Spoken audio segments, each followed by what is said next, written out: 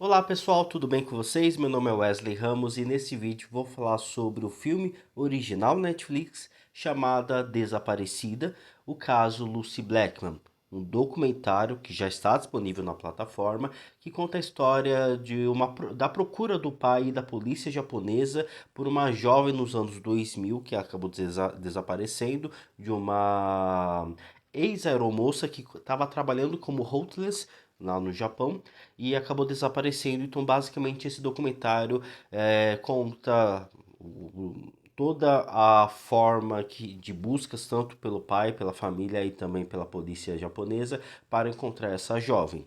Antes que eu comece a falar sobre esse conteúdo, chega mais, curta o vídeo, assina o canal, vai ajudar bastante esse trabalho a crescer. Já tenho um tempo fazendo críticas de conteúdos de cinema e de streaming, mas mesmo assim ainda é um conteúdo bem simples.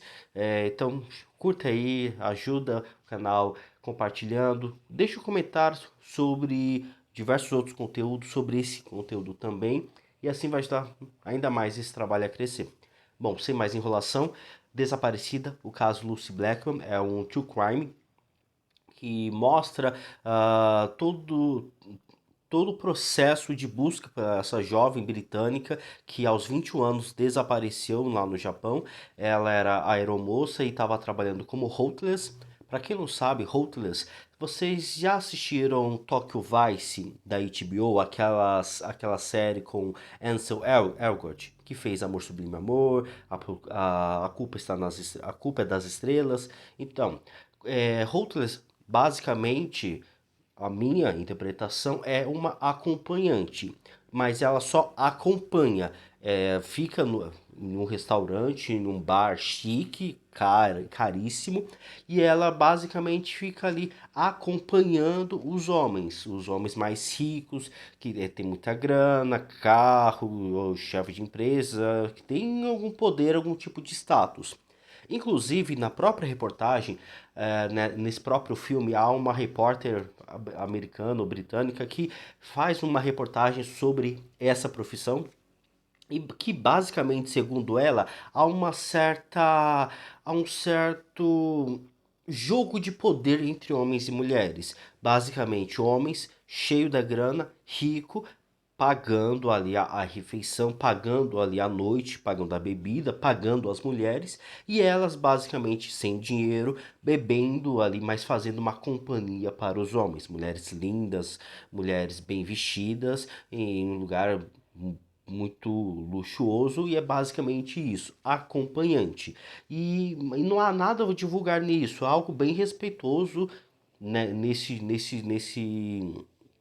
nesse processo. Não há nada invasivo, apenas acompanhar se está na mesa e é mais e só isso. Mas em todo caso, essa jovem acabou desaparecendo e a gente acompanha nesse documentário a busca do, todo o processo de busca realizado pela sua família, pelo seu pai e também os processos de investigação da polícia japonesa, que houve um grande atrito cultural entre entre essas duas partes. O filme ele dá uma boa contextualização. Nos anos 2000, o Japão era conhecida como uma das cidades mais seguras, um dos países mais seguros, perdão, um dos lugares mais ricos culturalmente, e de fato é muito rico o Japão, mas a parte da segurança era algo que era muito destacado, que a gente acompanha no próprio documentário.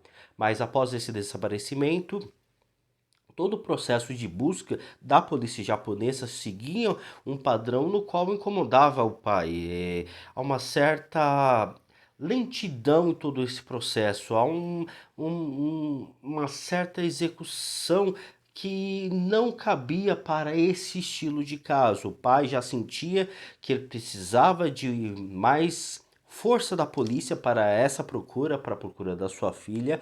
Aparentemente é só uma questão, é minha filha, eu quero eu quero encontrá-la o mais rápido possível. Eu não sei onde ela está.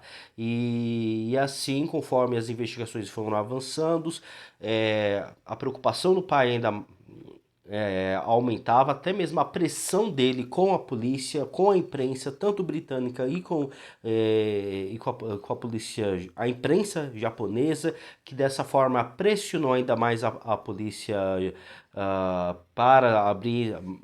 colocar mais força policial nessa investigação, todo esse processo de desvendar todos esses recursos. É bem interessante toda essa parte devido a, vamos dizer, a cordialidade dos dois, tanto da polícia japonesa, mas também do próprio pai, mas exatamente pela forma como o pai sutilmente forçava a pressão junto ali com a imprensa, para que aí sim a polícia japonesa sentiu uma grande opressão e assim colocando mais força ainda. É bem interessante, mas eu não quero entrar tanto assim nesse assunto.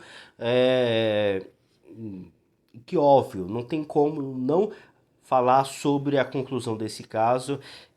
Se você não gosta de spoiler, eu recomendo que você saia, assista esse documentário, depois retorne e coloque aqui nos comentários o que você achou desse longa-metragem, dessa investigação, desse infeliz caso.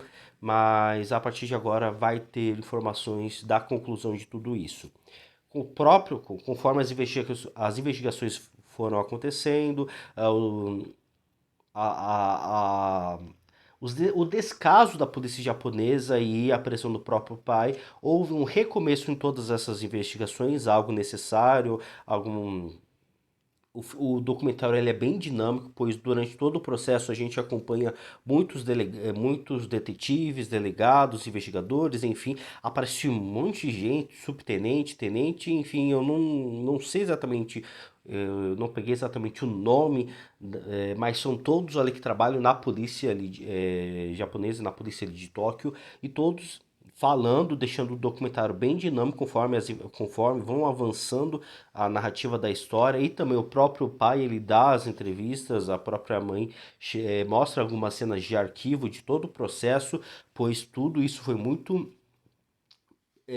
circulado na imprensa, pois graças à pressão exercida pelo pai com a polícia japonesa e também com a questão imprensa britânica, pressionando todas essas investigações, que não tiveram outro caso a não ser recomeçar esse caso, e assim observou toda a negligência da polícia japonesa em deixar algumas pistas para trás, alguns detalhes que foram ignorados e que assim recomeçaram as investigações e conseguiram encontrar um, basicamente um esquema de não exatamente tráfico, é, não seria tráfico humano, mas possivelmente teriam algumas mulheres, algumas holders tinham alguns incômodos depois de algumas saídas.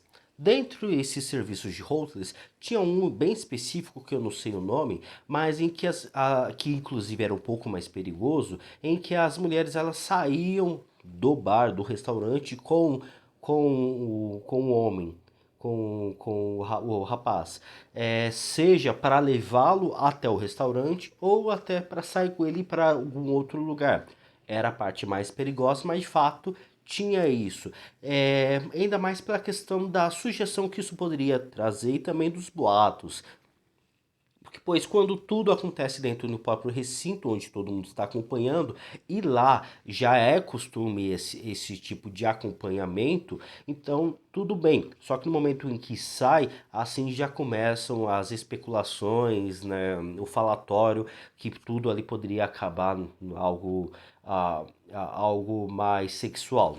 E assim, conforme entrevistaram algumas outras, perceberam que tinha uma espécie de hábito e que algumas acabaram acordando no dia seguinte com alguns incômodos no corpo e não se lembravam do que tinha acontecido. Mas que sim, supostamente elas tinham sido violadas.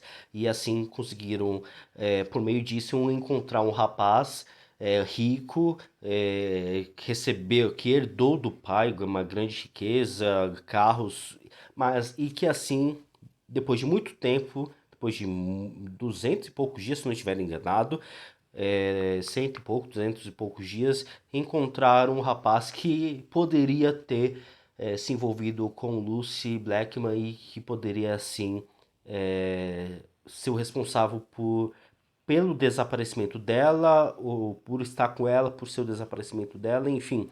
E é bem interessante como esse caso em bem específico da Lucille pôde trazer à tona, trazer à luz toda essa todo esse processo de basicamente, não um serial killer, mas de uma pessoa horrível que usava as mulheres, que inclusive filmava as mulheres no ato sexual com elas desacordadas, colocando formol nelas e filmando. Assim a polícia encontra todo o visual, todo o vídeo gravado na casa luxuosa dele, prende ele.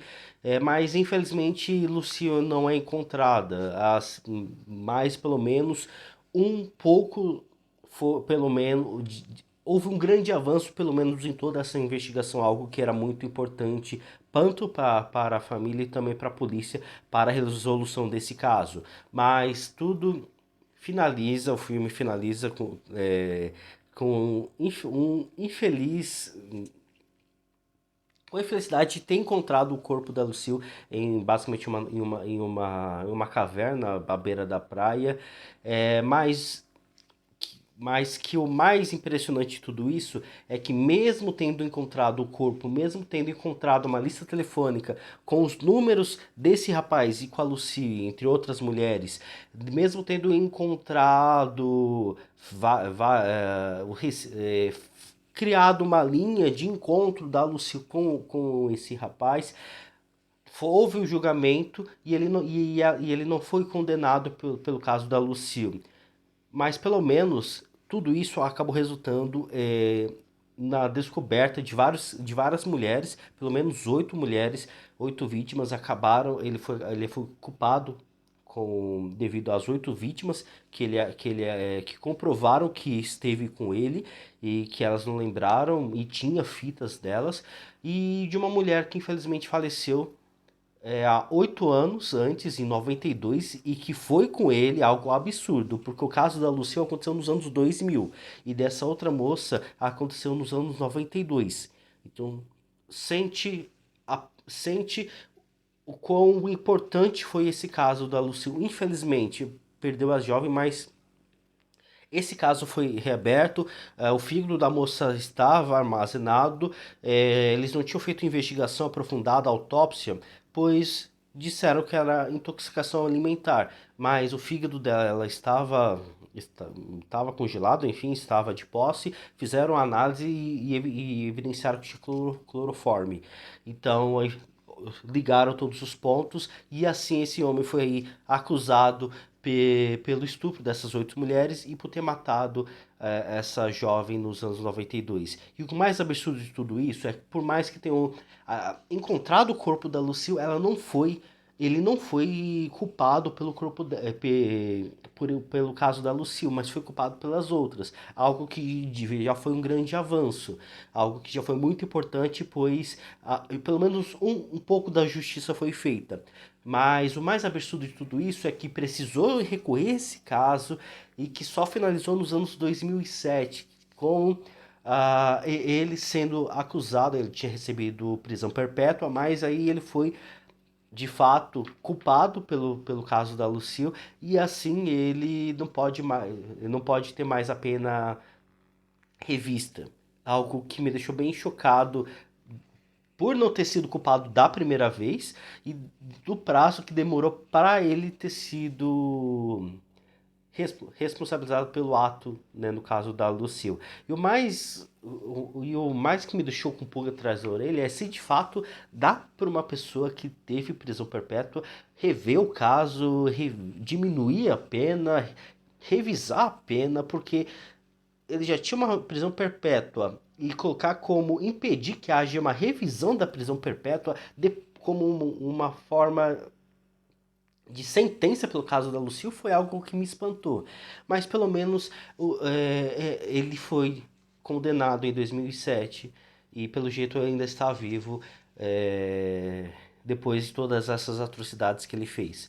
É um documentário que choca, mas é um documentário importante por trazer todo esse cenário, o atrito cultural, tanto no comportamento, mas também nas investigações. Esse é um documentário bem dinâmico, muito informativo, tem tem entrevistas com diversos profissionais, diversos policiais, detetives, tenentes, subtenentes que estavam responsáveis por essa investigação que chamou muito a atenção no Japão na época, nos anos 2000, mas que infelizmente acabou numa fatalidade, mas que pelo menos houve um, mas que pelo menos houve uma tranquilidade por meio dos pais. Minha mãe disse que é importante pelo menos os pais saberem encontrarem um corpo, porque ficar com a mente do filho desaparecido sem um corpo é algo que assombra, algo terrível que não tem um fim.